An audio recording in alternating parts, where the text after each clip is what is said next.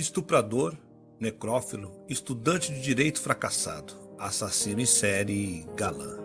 Durante anos, Ted Bundy foi moldado por seriados, filmes, livros, documentários, peças de teatro, músicas e diversas outras coisas. Entre 1974 e 1978, Bundy assassinou pelo menos 30 mulheres e meninas.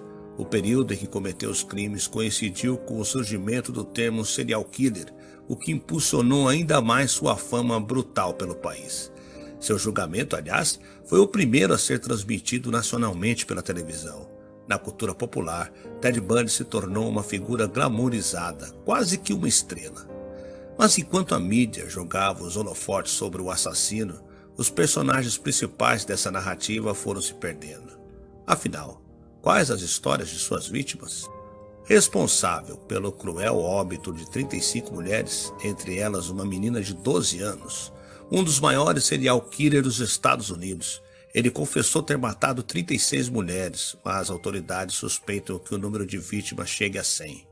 Com 2 sentenças de morte lavradas e uma terceira que sobreveio posteriormente, Ted Bundy foi encaminhado para o corredor da morte da prisão estadual da Flórida, onde permaneceu por quase uma década. Durante o período em que ficou preso, concedeu algumas entrevistas para jornalistas. Ele tentou reverter a condenação por meio de seus advogados, sem, contudo, obter êxito. Ele foi finalmente executado em 24 de janeiro de 1989. Eu sou o Sidney Góes e você está no Placebo. Se inscreva no canal, deixe seu like e vem comigo que no caminho eu te explico.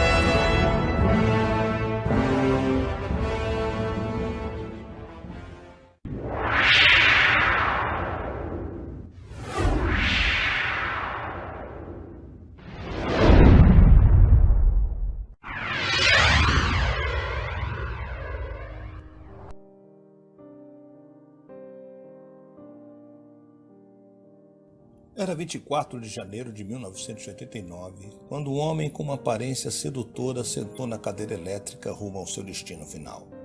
Foram justamente essas características, combinadas com a crueldade, que acabaram resultando na cruel morte de 35 mulheres durante um período que causou pânico nos Estados Unidos. Suas últimas palavras? Gostaria que você desse meu amor à minha família e amigos. Theodore Robert Cowell nasceu em 24 de novembro de 1946 em Burlington, Vermont, nos Estados Unidos. Filho de Eleanor Louise Cowell, Theodore nunca conheceu o pai. Em 1951, Eleanor se casou com Johnny Cooper Bundy, que adotou Ted. Eleanor e Johnny tiveram mais 4 filhos e, apesar das tentativas de incluir Ted nas atividades da família, o garoto permaneceu distante. Ted afirmou que escolheu ficar sozinho durante a juventude porque não entendia as relações interpessoais. Considerado um jovem inteligente e promissor, Ted não teve dificuldades em ingressar na faculdade após o ensino médio em 1965. Passou um ano na Universidade de Puget Sound antes de se transferir para a Universidade de Washington. No início de 1968, abandonou a faculdade e passou a trabalhar em empregos temporários. Também se tornou militante do Partido Republicano e trabalhou como voluntário na campanha presidencial de Nelson Rockefeller. Em 1967, Bundy se envolveu com uma colega de classe da Universidade de Washington, Steph Brooks. Cerca de um ano depois, a garota encerrou o relacionamento devido à imaturidade e falta de ambição de Bundy, deixando-o devastado. Após a separação de Steph, Bundy viajou para o Colorado e mais tarde para a Filadélfia, onde se matriculou por um semestre na Universidade Temple. Ele afirmou à advogada Polly Nelson que foi nessa época, em 1969, que tentou seu primeiro sequestro. Não há um consenso sobre quando ou onde Bundy começou a assassinar mulheres. Ele contou diferentes versões a entrevistadores, psicólogos e advogados e se recusou a dar detalhes sobre seus primeiros crimes. Os primeiros homicídios documentados foram cometidos em 1974, quando Bundy tinha 27 anos. Bundy estuprou e assassinou mais de 35 mulheres, incluindo uma garota de 12 anos. Em sua maioria, as vítimas tinham uma aparência semelhante à de Steph Brooks. Eram mulheres brancas com idades até 25 anos, de classe média, com longos cabelos castanhos e lisos. Ted Bundy era considerado um homem charmoso e comunicativo, que sabia convencer as pessoas de sua inocência. Essas características o ajudaram a atrair e seduzir as mulheres antes de sequestrá-las e matá-las. Em 1975, Bundy foi preso pela patrulha rodoviária de Utah. Em seu carro foram descobertos máscaras, luvas cirúrgicas, martelos e sacos de lixo. Uma busca detalhada encontrou fios de cabelos, impressões digitais e evidências sanguíneas de mulheres que haviam sido assassinadas. No intervalo de uma audiência preliminar em 1977, na cidade de Aspen, Bundy foi autorizado a retirar as algemas para consultar livros de direito. Ele aproveitou a oportunidade para saltar do segundo andar e correr em direção às montanhas. Depois de vagar durante 6 dias, roubou um carro e voltou para a cidade, onde foi reconhecido e preso novamente. Em 30 de dezembro de 1977, a maioria dos funcionários e dos prisioneiros não violentos estavam fora devido ao feriado de Natal. Bundy espalhou livros sobre sua cama e os cobriu com um cobertor para simular seu corpo adormecido. Em seguida, escalou até o teto e o atravessou até o quarto do carcereiro-chefe, que estava fora, e colocou suas roupas antes de sair pela porta da frente em liberdade. Depois de roubar um carro, pegar uma carona com um motorista e tomar um ônibus, Bundy foi a Denver, onde pegou um voo até Chicago. Quando os funcionários da prisão descobriram a fuga, mais de 17 horas depois, Bundy já estava em Chicago. Em 8 de janeiro, Bundy chegou a Tallahassee, na Flórida, onde alugou um quarto em uma pensão sob o codinome de Chris Hagen.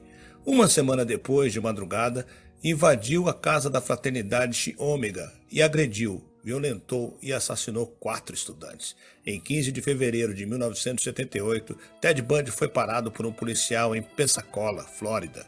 Ao verificar pela placa do carro que o veículo havia sido roubado, o policial decretou voz de prisão sem saber que se tratava do serial killer. Chegando ao distrito policial, Bundy disse que se chamava Ken Misner. Apresentou um documento roubado do verdadeiro Misner. No entanto, os agentes conduziram uma investigação completa e descobriram a verdadeira identidade de Bundy. Ted Bundy foi julgado em diferentes tribunais nos estados da Flórida, Utah e Colorado. Em todos os julgamentos, ele foi o principal responsável pela sua defesa. A imprensa de diversos países acompanhou de perto o caso. As evidências apontavam para Bundy, mas não eram tão contundentes quanto a polícia acreditava. No entanto, a sua arrogância e inexperiência como advogado não o ajudaram. Ted Bundy foi julgado, condenado à morte na cadeira elétrica. Em entrevistas concedidas quando estava no corredor da morte, Bundy falou com frieza sobre como escolhia suas vítimas. "Eu não sou um animal, não sou louco e não tenho uma personalidade dupla", afirmou. Desde sua execução, Ted Bundy se tornou uma espécie de lenda. Hoje, diversos filmes, séries e livros são produzidos para relatar sua história e tentar entender sua mente macabra. Diversos blogs e sites são dedicados a defender Bundy ou declarar amor ao bonitão. Ele tinha fãs mesmo à época de sua execução. Numerosas jovens, mulheres sensíveis, inteligentes e gentis escreviam e ligavam para o assassino. Cada uma acreditava ser única. Mesmo na morte, Ted danificou as mulheres. O terrível Ted Bundy destruiu a vida de dezenas de famílias norte-americanas ao assassinar jovens na flor da juventude. Por ironia do destino, talvez, foi uma mulher que acionou a cadeira elétrica que deu fim à sua vida.